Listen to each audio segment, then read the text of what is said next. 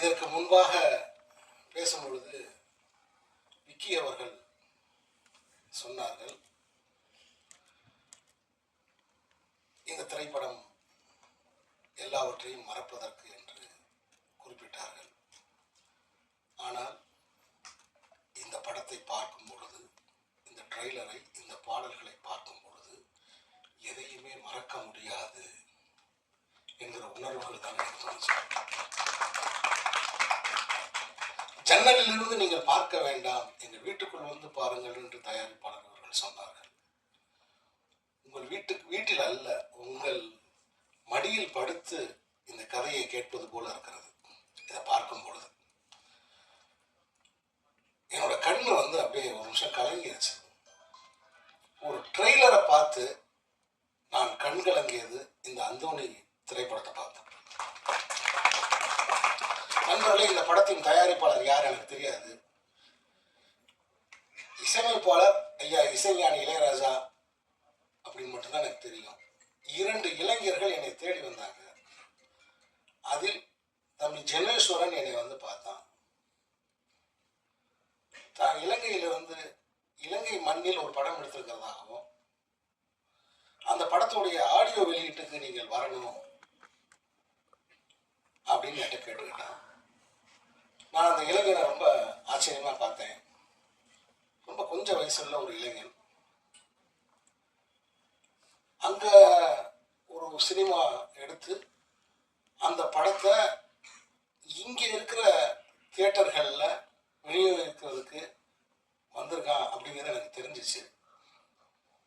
வேற எந்த காரணமுமே கிடையாது.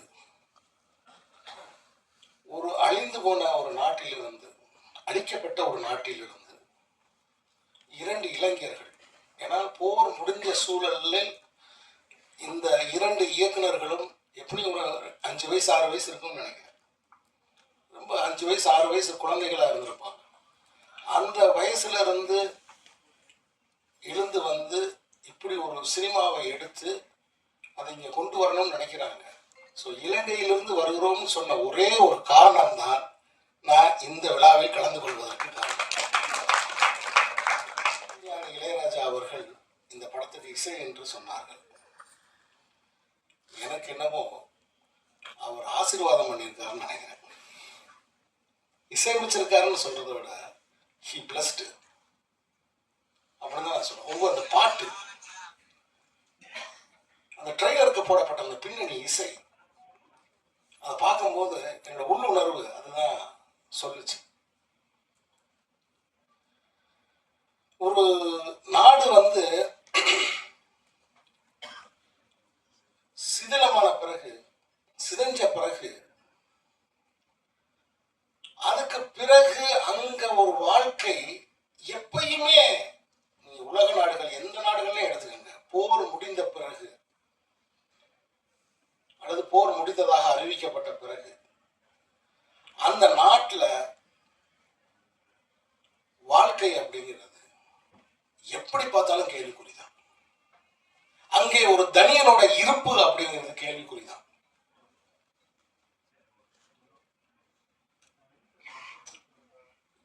எப்ப வேணாலும் யார் வேணாலும் எதற்காக வேணாலும் கேள்வி கேட்பார் இல்லாமல் கைது செய்யப்படலாம் அப்படிங்கிற ஒரு வாழ்க்கை அதன் பிறகு அங்க எப்பவுமே இருந்துகிட்டே இருக்கும். ஒரு அச்சம் எப்ப வேணாலும் இருந்துகிட்டே இருக்கும். இந்த திரைப்படத்தை எடுத்த ஜெனோசனா இருக்கட்டும், சூதரனா இருக்கட்டும், அந்த இளைஞர்களின் நினைவுகளில் அந்த குண்டு விழுந்த அந்த சத்தம் கேட்டுக்கிட்டே இருக்கும். இதை யாராவது மறக்க முடியுமா? இதை யாராவது மறக்க முடியுமா?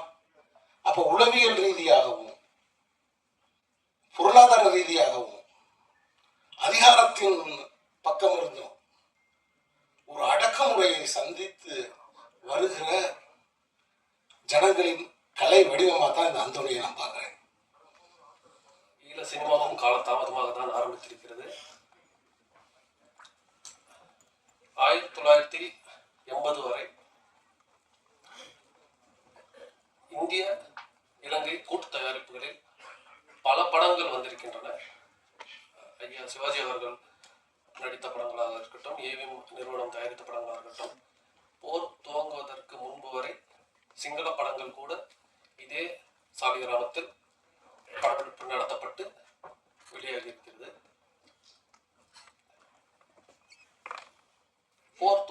சூழல் தமிழர்களுக்கு பல வன்முறைகள் நடக்க துவங்கிய காலத்தில் இருந்து கடந்த 10-15 வருடங்கள் முன்பு வரை தமிழகத்திலிருந்து எந்த தயாரிப்பு நிறுவனமும் அவர்களோடு கூட்டு சேர விரும்பவில்லை. அப்படி இருக்கும்போது தமிழகத்தில் ஒரு பெரிய நிறுவனம் இங்கே 300 கோடி 500 கோடி அப்படின்னு சொல்லி தயாரித்த நிறுவனம் இலங்கையில் ஒரு கிளை துவங்கியது. அப்போ அவங்களும் ஆரம்பிக்கும் பொழுது தமிழ் படமா வேணாம், சிங்கள படங்களே பண்ணுவோமே அப்படின்ற மாதிரி விருப்பப்பட்டாங்க. அப்போ நாங்கள் அதில் ஒரு குழுவில் இருக்கும் பொழுது சொல்லியிருந்தோம், இப்போ ஈழத்து குழந்தைகள் அங்கே இருக்கிற இப்போ டிஜிட்டல் காலத்தில் ஃபிலிம்னா கூட பரவாயில்ல, இந்தியாவில் தான் ஃபிலிம் வரும் அப்படின்னு சொல்லி அங்கே படமே தயாரிக்காமல் இருந்தாங்க. இப்போ டிஜிட்டல் வந்துருச்சு, இப்பயாவது நம்ம யாராவது அங்கே வந்து செய்யணுமே அப்படின்னு சொல்லி ரொம்ப அந்த இயக்கம் முன்னாலாவே இருந்துச்சு. அப்படி இருக்கும் பொழுது இந்த இயக்குநர்கள் ஜனோசனும் சுகீர்தனும் ஒரு கதையை வைத்துக்கொண்டு பல பேர்கிட்ட அணுகிட்டே இருந்தாங்க, இது ஒரு படம் வைக்க முடியாதா அப்படின்னு சொல்லி. அப்படி இருக்கும் பொழுது நாங்கள் ஒரு சின்ன படம் ஒர்க் பண்ணோம். எப்படியாவது இந்த படம் வாய்க்கிறணும் அப்படின்னு முயற்சி பண்ணி புலம்பெயர்ந்த தமிழர்கள் மத்தியில் பெரிய கோரிக்கை வைத்தார்கள். அவர்களெல்லாம் சேர்ந்து அதற்கு தலைமையாக ரமணன் அண்ணாவோட இந்த படத்தை தயாரிக்க ஒத்துக்கிட்டாங்க.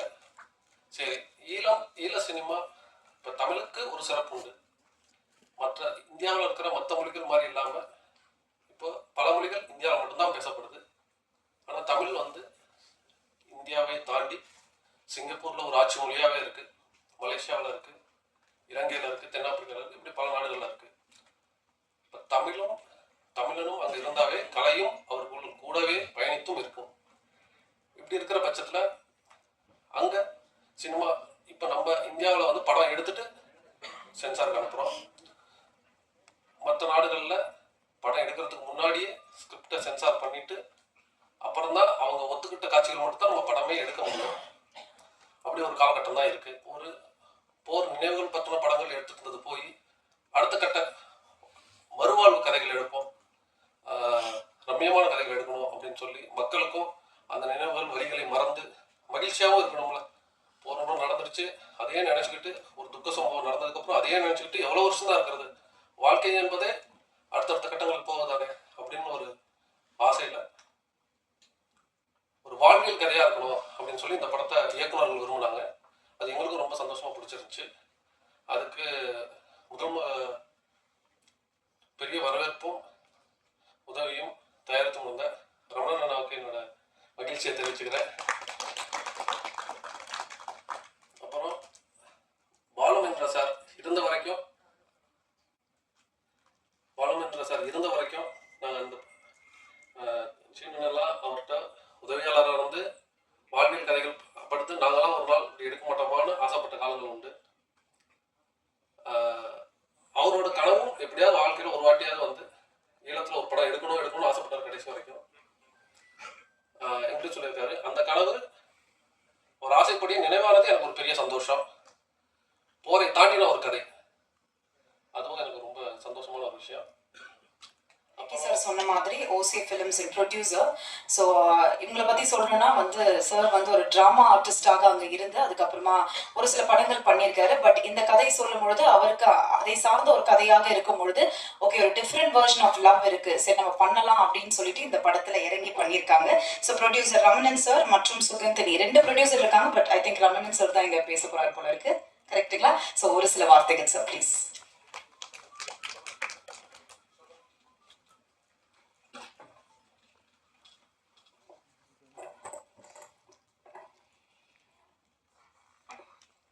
அழகிய இந்த காலை பொழுதிலே வருகை தந்திருக்கின்ற விருந்தினர்கள் மற்றும் ஊடக நண்பர்கள் எல்லோருக்கும் ஈழமணி திருநாட்டிலிருந்து என்னுடைய தாய் தமிழ் தொப்புள் கொடி உறவுகளுக்கு என்னுடைய வணக்கத்தை தெரிவித்துக் கொள்கின்றேன். இந்து கடலிலே இலங்குகின்ற கை போல இருக்கின்ற இலங்கை என்று அழைக்கப்படுகின்ற ஈழமணி திருநாட்டிலிருந்து உலகத்தரத்திற்கு ஒரு படைப்பை கொடுக்க வேண்டும் என்கின்ற ஆவலிலே நீண்ட காலமாக சின்ன சின்ன படைப்புகளை செய்து கொண்டிருந்த நாம் எங்களுடைய அன்பு தம்பி சுகிர்தன் அவர்களுடைய கதையை கேட்க நேர்ந்த போது அந்த படத்தை நாங்கள் எடுத்தே ஆக வேண்டும் என்று முடிவு செய்தோம். அதற்கு முதலாக நாங்கள் ஈழத்திலிருந்து ஒரு உலகத்தரத்துக்கான படத்தை கொடுப்பதற்கு நிச்சயமாக ஒரு 100 வருட தமிழ் சினிமாவை பார்த்து வளர்ந்த இந்த தமிழ் சமூகம் அந்த கண்ணுக்குள்ளே அந்த காதுக்குள்ளே கேட்ட பார்த்த அந்த சுவைத்த உணர்வுகள் எல்லாம் பதிவாகி ஒரு 3-4 தலைமுறைக்கு கடத்தப்பட்டிருக்கிறது. அந்த கடத்தலோடு நாங்கள் உலகம் பூராக இருக்கின்ற மக்கள் தமிழ்நாட்டு சினிமாவையே நாங்கள் ரசித்து வந்திருக்கின்றோம். அதற்கு காரணம் உண்மையிலே என்னுடைய தாயார் தியாகராஜ பாகவதருடைய படத்தை பார்த்திருப்பார். அப்பொழுது அவர் இளம் வயதாக இருந்திருப்பார். திருமணம் முடித்த பின்பு எம்ஜிஆர் சிவாஜி என்கின்ற படைப்புகளை பார்த்திருப்பார். அப்பொழுது நாங்கள் அவர்களுடைய வயிற்றிலே இருந்திருப்போம். அதே போன்று நாங்கள் திருமணமாகின்ற பொழுது அடுத்த கலைஞர்களை பார்ப்போம். இப்படியாக ஒரு இரத்தத்திலே கடத்தப்பட்ட சினிமா தான் தமிழ்நாட்டு சினிமா. அதை பார்த்து வளர்ந்தவர்களுக்கு நாங்கள் அதை தாண்டி ஒரு படைப்பை கொடுப்பது மிகவும் கடினமானது. ஆகவே நாங்கள் முழுமையாக ஒரு உலகத்தரத்துக்கான படத்தை நாங்கள் செய்ய வேண்டும் என்று முடிவெடுத்தோம். அதற்கு முதலாக அவர் மழைக்கால இரவுகள் என்கின்ற ஒரு குறும்படத்தை எனக்கு நான் கேட்டேன், ஒரு குறும்படம் ஒன்று செய்து காட்டுங்கள் அப்படின்னு சொன்னால் எடுப்போம் என்று. மழைக்கால இரவுகள் என்ற ஒரு குறும்படத்தை எடுத்து தந்திருந்தார். அதை பார்த்து இந்த படத்தை தயாரித்திருக்கின்றோம். ஒரு ஈழத்திலிருந்து வருகின்ற சொல்லலாம் தமிழ் படத்திலே ஒரு முதலாவது பொருள் செலவிலே பெரும் பொருள் செலவிலே வந்திருக்கின்ற இந்த படைப்பு எப்போதும் எங்களுடைய அந்த தமிழ்நாடு என்கின்றது எங்களோடு இரத்தமும் சதையுமாக கலந்திருப்பதனால் தமிழ்நாட்டு மக்கள் எங்களுடைய கதைகளை எங்கள் வீட்டு ஜன்னல்களால் பார்க்காமல் எங்கள் வீட்டுக்குள்ளே வந்து பார்க்க வேண்டும் என்பதுதான் எங்களுடைய விருப்பமாக இருக்கிறது.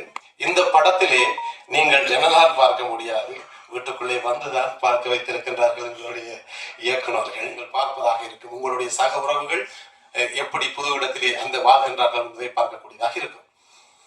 இந்த வேளையிலே நாங்கள் இந்த படத்திலே நடித்த அந்த கலைஞர்கள், பின்னணியிலே வேலை செய்த கலைஞர்கள் எல்லோருமே மிக ஒரு ஒத்துழைப்போடு இதை கேட்டதும் எங்களுடைய வின்சனாக இருக்கட்டும், எங்களுடைய பானுமாமா இருக்கட்டும், அடுத்தது சுதர்சன் போன்றவர்கள் எல்லாரும் மிக தங்களுடைய முழு ஒத்துழைப்பையும் இங்கே வழங்கி இருந்திருக்கின்றார்கள். அதே போன்று ஐரோப்பிய நாடுகளில் இருந்தும் எங்களுடைய கலைஞர்கள் இங்கே இந்த படத்திலே நடித்திருக்கின்றார்கள். ஈழக்கலைஞர்கள், அதாவது ஒரு 3 கலைஞர்கள், எங்களுடைய ஐயா நிழல் ரவி அவர்கள், அருள்தாஸ் அவர்கள் மற்றும் பானுமாம் தவிர்த்து ஏனையவர்கள் எல்லாம் ஈழத்து கலைஞர்களும் புலம்பெயர்ந்த தமிழ் கலைஞர்களும் தான் இந்த திரைப்படத்திலே நடித்திருக்கின்றார்கள்.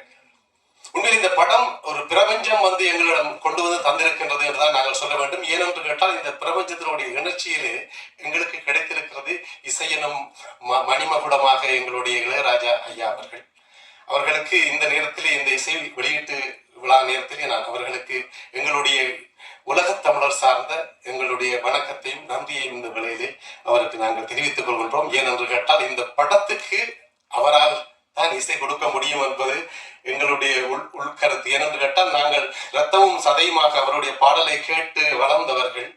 அதால் எங்களுக்கு அவருடைய இசையை நாங்கள் இந்த படத்துக்கு கேட்டு வந்தோம். அவர் கேட்டுட்டு சரி என்று சொன்னதே ஈழத்திலே ஒரு இண்டஸ்ட்ரி உருவாகிறதுக்கு ஒரு கல்லை எடுத்து வைத்திருக்கின்றார் என்றுதான் நாங்கள் நம்புகின்றோம். அதே போன்று அடுத்ததாக இந்த படத்தை இயக்குவதற்கு, அதாவது தயாரிப்பதற்கு பெரும் பொருள் செலவு என்பதனால் நாங்கள் ஒரு சாதாரண வெளிநாட்டிலே இருந்தாலும் ஒரு சாதாரண வேலைகளை செய்கின்றவர்கள் தான். ஆகவே எங்களுக்காக ஒரு துணை தயாரிப்பாளர்களாக வந்த எங்களுடைய அன்பு அண்ணன் ஸ்ரீதரன் அவர்கள் ட்ரீம் லைன்ஸ் ப்ரொடக்ஷன் இப்பொழுது ஈழத்திலே ஒரு ஸ்டூடியோவை ஆரம்பித்திருக்கின்றார். அவர் எங்களுக்கு துணையாகவும், அதே போன்று விஜய் பிலிம்ஸ் நிறுவனத்தினர் எங்களுக்கு துணையாக வந்திருக்கின்றார்கள். அதே போன்று எங்களுடைய அன்பு தம்பி விக்கி கனா ப்ரொடக்ஷன் எங்களுக்கு உதவியாக வந்திருக்கின்றார். அதே போன்று அங்கே முதலீட்டாளர்களாக எங்களுக்கு நிறைய பேர் எங்களுக்கு உதவி செய்திருக்கின்றார். இந்த வேளையிலே நான் அவர்களை நிச்சயமாக ஞாபகப்படுத்த வேண்டியது என்னுடைய கடமையாக இருக்கும் என்று நினைக்கிறேன். அவர்களுடைய இவ்வளவு பேர் சேர்ந்தா இந்த படத்தை எடுத்தனீர்கள் என்று உங்களுக்கு தெரியத்தானே வேண்டும்.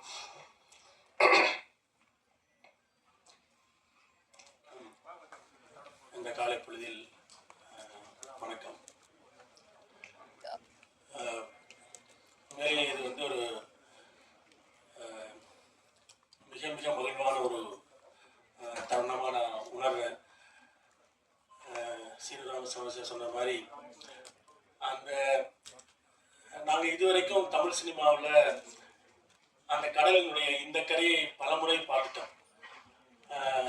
இந்த படத்தில் வந்து அந்த கடலினுடைய அந்த கரையை நாங்கள் பார்க்கறதுக்கான ஒரு வாய்ப்பு கிடைச்சிருக்கு. இந்த கரையில் இருக்கிறவர்களுக்கு அந்த கரை வந்து வெறும் செய்திகளாக கதைகளாக மட்டுமே தெரிஞ்சு கொண்டிருந்த ஒரு காலம் மாறி இந்த கரையில் இருந்து பார்க்கிறவர்களுக்கு அந்த கரை காட்சிகளாக தெரியக்கூடிய ஒரு காலம் உருவாகி இருக்கிறது என்கிற ஒரு புதிய நம்பிக்கையை வந்து இந்த படம் வந்து கொடுத்திருக்கிறது. நிறைய பேர் இப்போ நான் வந்து முதல் சென்னை வந்து லோயலாவில் விஷுவல் கம்யூனிகேஷன் படிக்கும்போது என்னுடைய படித்த எல்லாருமே வந்து ஓப்பன் பண்ணா அந்த மாதிரி ஒரு மூட்லேயே தான் இருப்பாங்க. அவங்களுக்கு எவ்வளவு தூரம் வந்து ஈழத்தோட கதைகளை சொல்லி சொல்லி பார்த்தாலும் அவங்களுக்கு புரிய வைக்கவே முடியாது. அங்கே வந்து துப்பாக்கியோடு நிற்பாங்க, 500 மீட்டருக்கு செக் பாயிண்ட் இருக்கும், போலீஸ்காரங்க நிற்பாங்க, குண்டுகள் வெடிக்கும்டா அந்த கதையினுடைய காட்சிகளை எனக்கு ஒரு காஷ்மீரிக்கு புரிய வைப்பதை விட அது ஒரு வட கிழக்கு இந்தியாவில் இருக்கிற ஒருத்தனுக்கு அதை சொல்வதை விடவும் ஒரு தமிழ்நாட்டில் ஒரே மொழியை பேசுகிற தொப்புள் உறவாக இருக்கக்கூடிய என்னுடைய சக மாணவர்களுக்கு புரிய வைப்பது மிக மிக கடினமாக இருந்தது.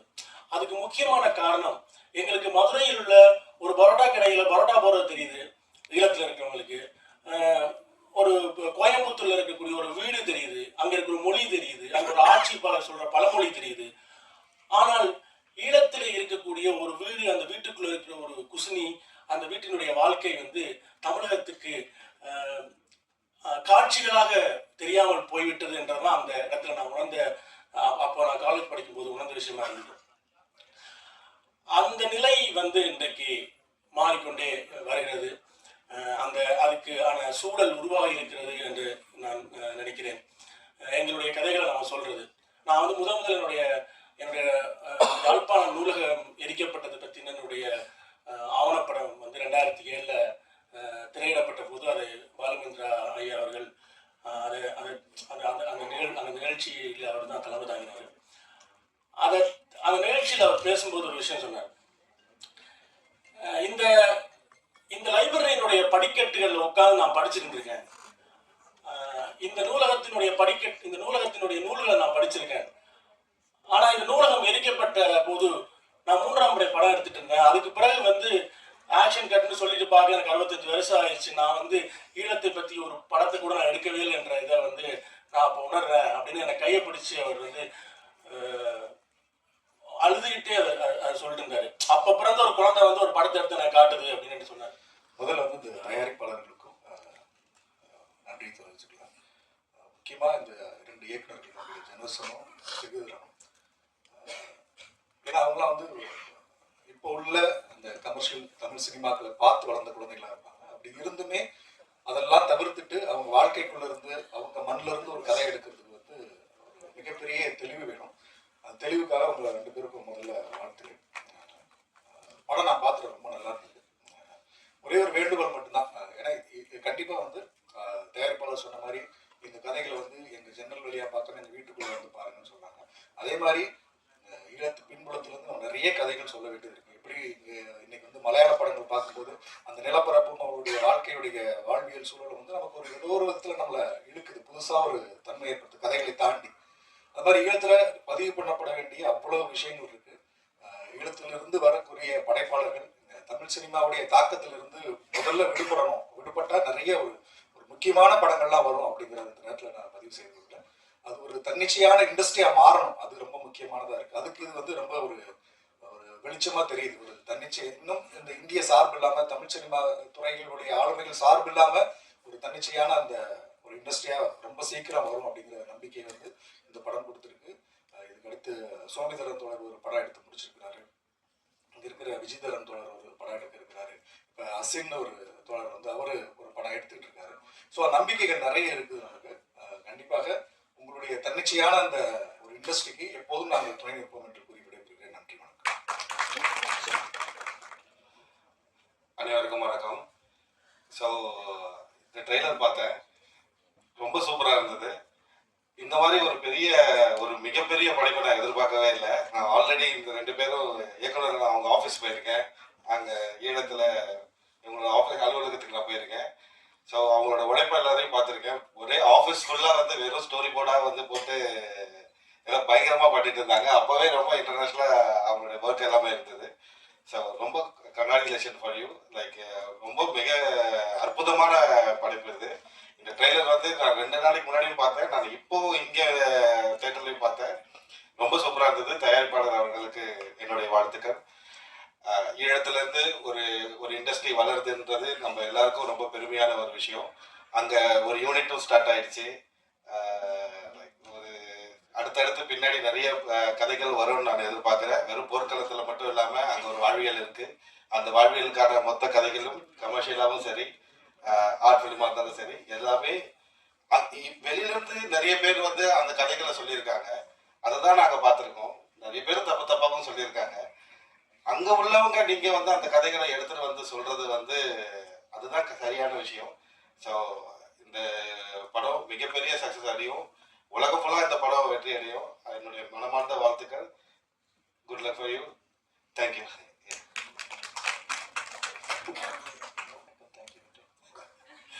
எல்லாருக்கும் வணக்கம். சடனாக அண்ணன் கூப்பிட்டு பேசினதுக்கப்புறம் கூப்பிடுவாங்க நினச்சேன்.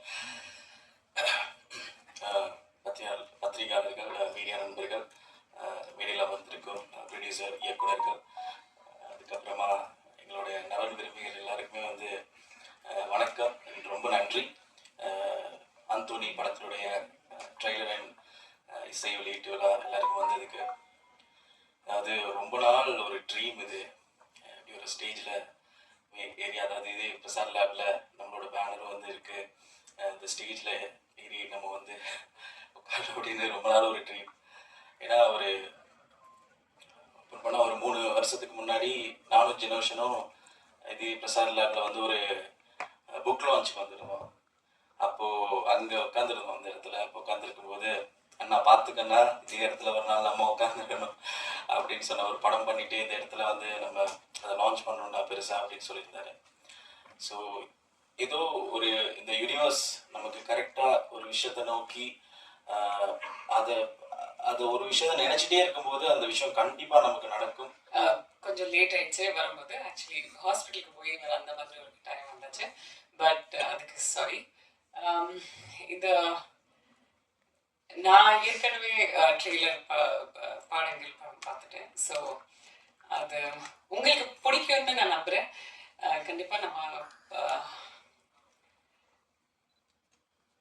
இவ்வளோ கேமரா முன்னாடி நினைச்சாலும் இந்த மேடையில் பேசுறது ரொம்பவே கஷ்டம் உண்மையாகவே. ஏன்னா மேடையில் இருக்கிற நிறைய ஆள் வந்து எனக்கு பிடிச்சி போச்ச ஆள். ஸோ அவங்க எல்லாருக்கும் இங்கே வந்ததுக்கு நன்றி.